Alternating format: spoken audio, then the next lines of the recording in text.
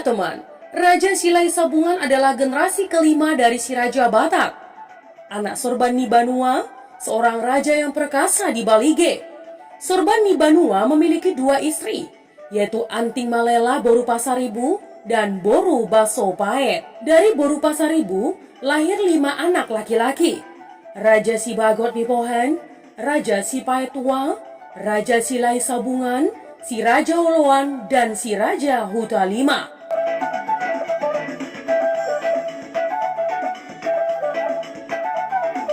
Tugu Silai Sabungan di Kecamatan Silai Sabungan, Kabupaten Dairi, Sumatera Utara. Proses pindahnya Raja Silai Sabungan hingga membuka perkampungan di Silai Nabolak dipicu perselisihan antara dirinya dan abang tertua, Raja Sibagot Nipohan. Tindakan Raja Sibagot Nipohan terhadap adik laki-lakinya dinilai kurang bijak teman. Ya, puncaknya saat dilaksanakan upacara Horja Sakti tanpa kehadiran adik-adiknya. Tidak ingin perselisihan jadi lebih tajam teman, Raja Silai Sabungan bersaudara Raja Sipaet Tua dan si Raja Oloan memutuskan pindah dari Balige. Setelah menerima jambar atau bagian Horja Sakti, mereka saling merestui.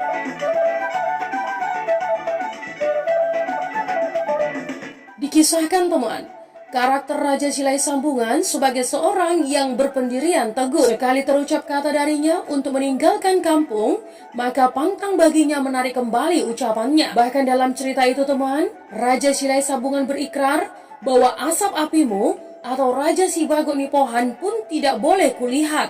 Dan bila pohon pisangku berbuah mengarah ke kampung ini atau Balige, maka akan kutebang.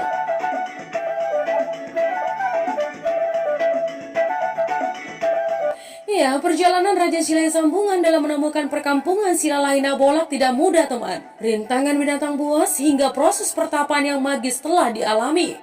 Perjalanan mulai dari arah timur atau Porsia sekarang turun ke Meat, melintas Janji Raja, Sabulan, Tamba, dan Pangururan. Raja Silai Sabungan lalu meneruskan perjalanannya ke utara, tiba di atas Bukit Simandar. Dilihatnya danau amat luas dengan hamparan tanah datar teman. Lalu ia turun melalui lereng Laksa Bunga. Karena asap api di Balige tidak mungkin lagi kelihatan dari tempat ini, maka Silai Sabungan berkenan tinggal di situ. Tempat yang kemudian dikenal jadi Silalahi Nabolak.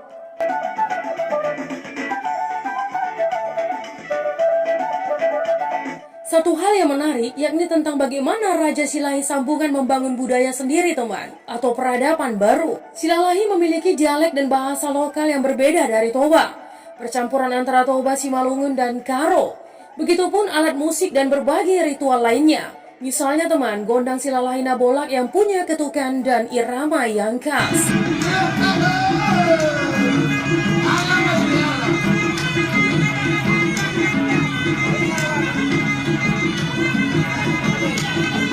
Warisan lain Raja Silai Sabungan adalah Poda Sagu-Sagu Marlangan, sebuah wasiat untuk anak keturunannya agar selalu sayang menyayangi. Ya, berdasarkan Tarombo Raja Silai Sabungan tercatat memiliki 8 anak laki-laki dari 2 orang istri. Istri pertama Pinggan Matio Boru Padang Batanghari, istri kedua si Boru Nailing.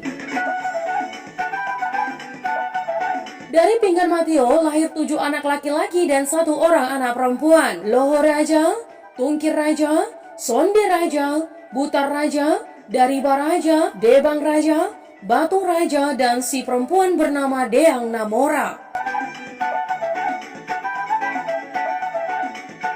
Raja Silai Sabungan memiliki banyak ilmu dan gemar berkelana teman. Saat tiba di daerah Sibisa untuk bertanding ilmu, ia diminta Raja Mangarerak untuk mengobati putri si Boru Nailing yang sedang sakit. Berkat ritualnya teman, si Boru Nailing sembuh. Perjumpaan antara keduanya memunculkan perasaan cinta.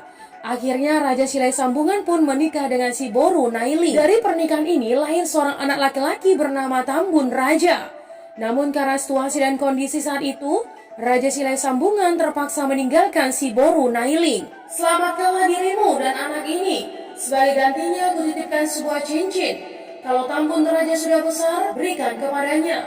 Bertanda kalau akulah ibu kandungnya. Begitulah dikisahkan ketulusan si Boru Nailing melepas kepergian Raja Silai Sabungan dan Tambun Raja. Raja Silai Sabungan bergegas pulang menuju kampung halamannya di Silalahi Nabolak. Sesungguhnya beliau menyimpan perasaan ragu bagaimana menjelaskan apa yang dialaminya kepada istri pertamanya, Pinggan Matio. Namun yang terjadi di luar dugaan, teman. Pinggan Matio sangat menyayangi Tambun Raja. Bahkan Tambun Raja menjadi saudara sepersusuan Batu Raja yang saat itu berusia balita. Saat Tambun Raja beranjak dewasa, dirinya mulai mengetahui bahwa ia bukan anak kandung Pinggan Matio. Muncul niat mencari ibu kandungnya, teman, si Boru Nailing. Tambun Raja izin berpamitan kepada orang tua dan saudara-saudara lainnya. Dalam momentum itulah, teman, Raja Silai Sambungan mewariskan Poda Sagu-Sagu Marlangan.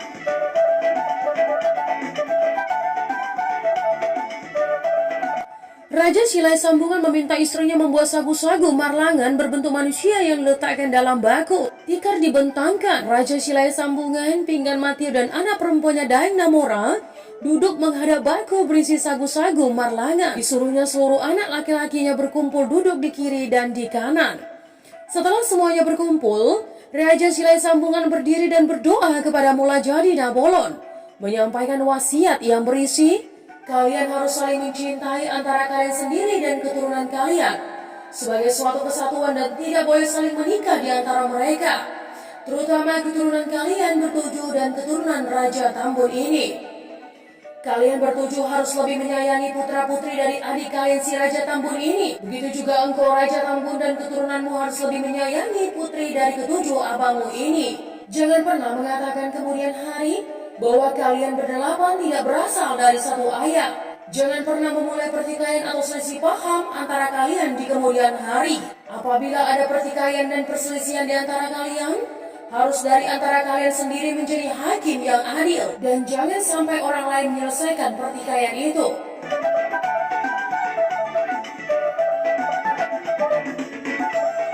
Raja Silai Sambungan duduk dan menyuruh anak-anaknya menjamah sagu-sagu marlangan, tanda kesetiaan dan ikrar yang harus dijunjung tinggi ke 8 anak lelakinya. Ya teman, barang siapa melanggar wasiat seperti sagu-sagu marlangan, maka ia tidak akan berketurunan. Demikian pesan Raja Silai Sambungan.